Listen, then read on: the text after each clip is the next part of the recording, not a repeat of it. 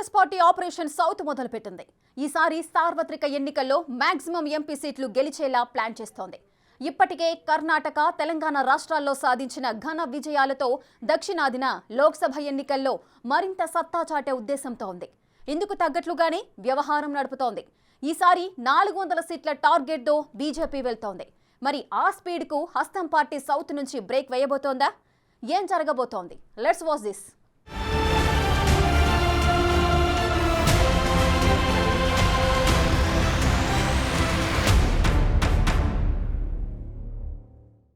South లో సత్తా చాటేలా హస్తం వ్యూహాలు. కర్ణాటక, తెలంగాణ విజయాలతో జోష్. ఎక్కువ లోక్సభ స్థానాలు గెలిచేలా ప్లాన్. కేంద్రంలో అధికారంలోకి రావటమే లక్ష్యంగా కాంగ్రెస్ మాస్టర్ ప్లాన్తో ఉంది. మోదీ చరిష్మాను ఎదుర్కొని నిలబడి కలబడేందుకు సిద్ధమైంది. హ్యాట్రిక్ ఖాయమని ప్రధాని మోదీ పదే పదే చెబుతుండటం, ఈసారి ఎన్డీఏకు 400 సీట్లు పక్కా అని ఢంకా బజాయిస్తుండటంతో హస్తం పార్టీ అలర్ట్ అయింది. కమలం స్పీడ్కు బ్రేకులు వెయ్యాలంటే వారికి మించిన వ్యూహాలను అమలు చేయాలి. ఇప్పుడు అదే పనిలో హస్తం పార్టీ ఉంది. సౌత్లో తెలంగాణ, ఏపీ, కర్ణాటక, కేరళ, తమిళనాడు ఉన్నాయి. అన్నీ కలిపితే మొత్తం 130 లోక్సభ సీట్లుంటాయి. ఇక్కడ తెలంగాణ, కర్ణాటకలో కాంగ్రెస్ పార్టీనే అధికారంలో ఉంది. అలాగే తమిళనాడులో డీఎంకేతో కలిసి అధికార కూటమిలో భాగస్వామిగా ఉంది. అటు కేరళలోనూ పకడ్బందీ పొజిషన్లో ఉంది. ఒక్క ఏపీలోనే పార్టీ వెనుకబడి ఉంది. సో ఇప్పుడు సౌత్లో సత్తా చాటేలా కథ నడిపించటానికి కాంగ్రెస్ సిద్ధమైంది.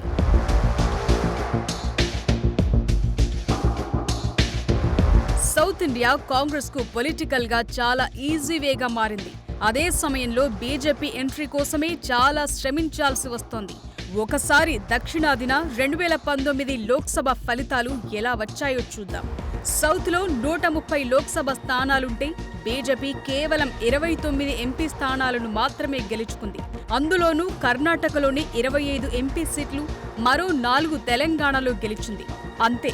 కేరళ, తమిళనాడు, ఆంధ్రప్రదేశ్, పుదుచ్చేరిలో కనీసం ఖాతా తెరవలేకపోయింది.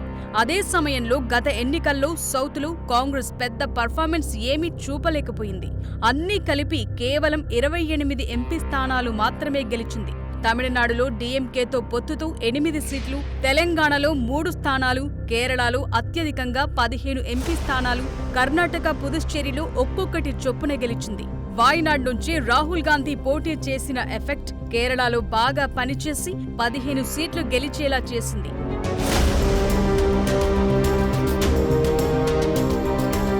Present situation కొద్దాం. సౌత్ లో ప్రస్తుతం బీజేపీ కంటే కాంగ్రెస్ కే ఎక్కువ సానుకూల వాతావరణం కనిపిస్తోంది. ఎందుకంటే కర్ణాటక, తెలంగాణలో ఉన్నవి కాంగ్రెస్ ప్రభుత్వాలే. కర్ణాటకలో బీజేపీని, తెలంగాణలో బీఆర్ఎస్ ను ఓడించింది హస్తం పార్టీ. ఈ ప్రభుత్వాలు ఇటీవలే ఏర్పడ్డాయి. సో ఆ గెలుపు జోష్ లోక్సభ ఎన్నికల్లోనూ సహజంగానే కంటిన్యూ అయ్యే ఛాన్స్ ఎక్కువగా కనిపిస్తున్నాయి. అటు కేరళలోనూ హస్తం పార్టీ చాలా బలంగా మారింది. పుదుచ్చేరిలోనూ స్ట్రాంగ్ గా ఉంది. మరోవైపు తమిళనాడులో డీఎంకేతో పొత్తుతో రూలింగ్ లో ఉండటం కూడా కలిసొచ్చే అంశంగా ఉంది. కేవలం ఏపీలోనే పరిస్థితి బాగోలేదు. రాష్ట్రాలకు జరిగే అసెంబ్లీ ఎన్నికలు వేరు, లోక్సభ ఎన్నికలు వేరు. ఒక్కో సందర్భంలో ఓటరు ఒక్కోలా ఆలోచిస్తుంటారు. సో ఓటర్ మూడ్ మారకుండా హస్తం పార్టీ జాగ్రత్త పడుతోంది.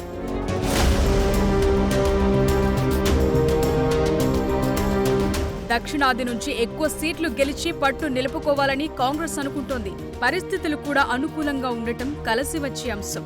అయితే హిందీ బెల్ట్ రాష్ట్రాల్లో మాత్రం హస్తం పార్టీ వెనుకబడింది. ఇటీవలే రాజస్థాన్, మధ్యప్రదేశ్, ఛత్తీస్గఢ్లో ఓటమి పాలయ్యింది.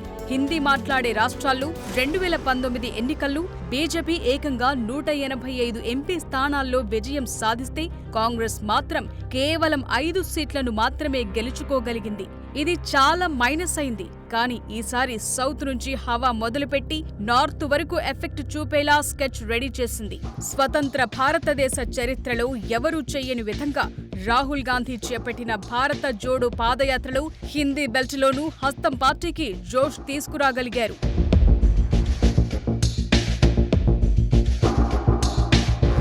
ఇప్పుడు సౌత్ ఇండియాలో ఒక్కో రాష్ట్రంలో పరిస్థితి ఎలా ఉందో చూద్దాం. కర్ణాటకలో మొత్తం 28 లోక్సభ స్థానాలున్నాయి. 2019 లోక్సభ ఎన్నికల్లో ఈ స్టేట్ నుంచి కాంగ్రెస్ ఒక్క సీటు మాత్రమే గెలుచుకోగలిగింది. బీజేపీ ఏకంగా 25 ఎంపీ స్థానాలను కైవసం చేసుకుంది. అయితే పరిస్థితులు మారాయి. గతేడాది కర్ణాటకలో కాంగ్రెస్ సర్కార్ కొలువుదీరింది. మోదీ, అమిత్ షా కర్ణాటకలోనే ఉండి ప్రచారం చేసినా బీజేపీ ఓడిపోయింది. దీంతో లోక్సభ ఎన్నికల కోసం హస్తం పార్టీకి గ్రౌండ్ క్లియర్ అయింది. కర్ణాటకలో క్లీన్ స్వీప్ చేయాలంటే బలమైన అభ్యర్థులను పోటీ చేయించాలని చూస్తోంది. అయితే చాలా మంది ఇప్పటికే ఎమ్మెల్యేలుగా గెలిచి మంత్రులుగా సిద్ధరామయ్య సర్కార్లో ఉన్నారు. రాష్ట్రంలోని 28 లోక్సభ స్థానాల్లో కొన్నింటిని మంత్రులు పోటీ చేయాలని పార్టీ కేంద్ర నాయకత్వం కోరుతోంది. అధిష్టానం చెబుతోన్న జాబితాలో మంత్రులు Satish Jarkiholi, B Nagendra, Krishna Byregowda, KH Muniyappa, HK Patil, Eshwar Khandre ఉన్నారు. మహిళా శిశు అభివృద్ధి శాఖ మంత్రి హెబాల్కర్ తన కుమారుడు మృణాల్ హెబాల్కర్ కు టికెట్ ఇవ్వాలని కోరుతున్నారు. సాంఘిక సంక్షేమ శాఖ మంత్రి మహదేవప్ప ఎటువంటి కారణం చెప్పకుండా లోక్సభ పోటీని సున్నితంగా తిరస్కరించారు. మంత్రుల్లో చాలా మంది లోక్సభ పోటీకి ఇంట్రెస్ట్ చూపటం లేదు. ఇది కలవరపరిచే అంశం. పార్టీ హైకమాండ్ ఆదేశిస్తే తనతో పాటు అందరూ పాటించాల్సిందే అని, పార్టీ వల్లే తామంతా ఇక్కడ ఉన్నామని డిప్యూటీ సీఎం డీకే శివకుమార్ అంటున్నారు. ఈ ఇష్యూ త్వరలోనే సర్దుకుంటుందని చెప్తున్నారు.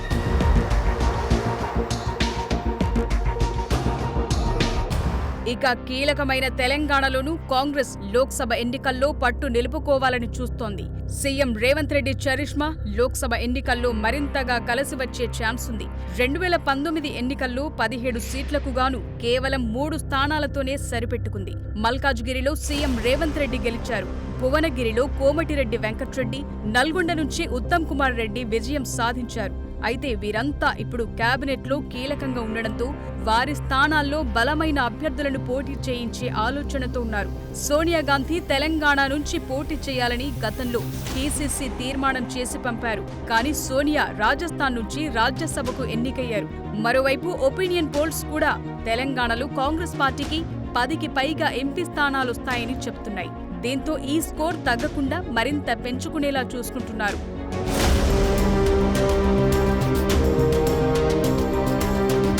అటు కీలకమైన కేరళలో 2019 ఎన్నికల్లో బీజేపీ ఒక్క ఎంపీ సీట్ కూడా గెలుచుకోలేకపోయింది. అయితే అనూహ్యంగా ఓట్ షేర్ను మాత్రం 2.7% పెంచుకుంది.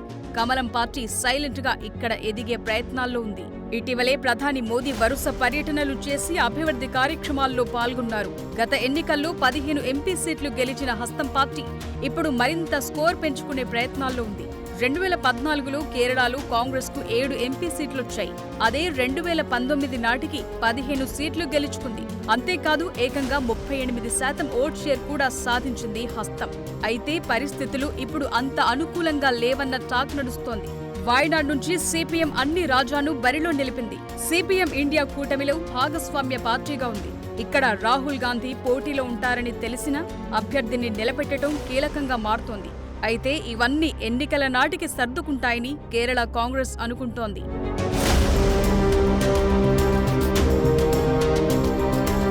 ఇక తమిళనాడులో 39 సీట్లు, ఏపీలో 25 సీట్లున్నాయి. తమిళనాడులో డీఎంకేతో కాంగ్రెస్ పొత్తులో ఉంది. ఈసారి స్కోర్ పెంచుకునే ప్రయత్నాల్లో ఉన్నారు. అటు ఏపీలో ఇటీవలే పీసీసీ చీఫ్గా షర్మిలను నియమించడం ప్లస్ పాయింట్గా మారింది. అటు జగన్, ఇటు చంద్రబాబు టార్గెట్గా షర్మిల ప్రచార స్పీడ్ పెంచారు. ఏపీలో పూర్వ వైభవం దిశగా ఓట్లు, సీట్లు పెంచుకునే ప్రయత్నాలైతే జరుగుతున్నాయి. మొత్తంగా సౌత్ ఇండియాలో మునుపటి కంటే ఎక్కువ సీట్లు సాధించాలన్న టార్గెట్తో హస్తం పార్టీ ఉంది. మోదీని జాతీయ స్థాయిలో నిలువరించాలంటే ఒక్క దక్షిణాదిలో స్కోప్ పెంచుకుంటే సరిపోదు, చేయాల్సింది ఇంకా ఉంది.